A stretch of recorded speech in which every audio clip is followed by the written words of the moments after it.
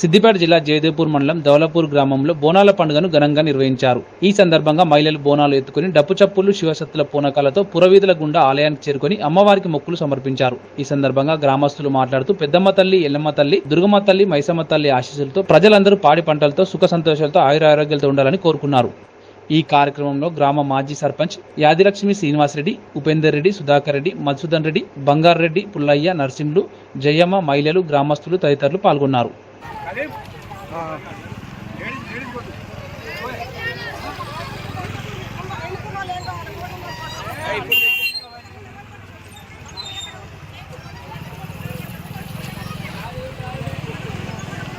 video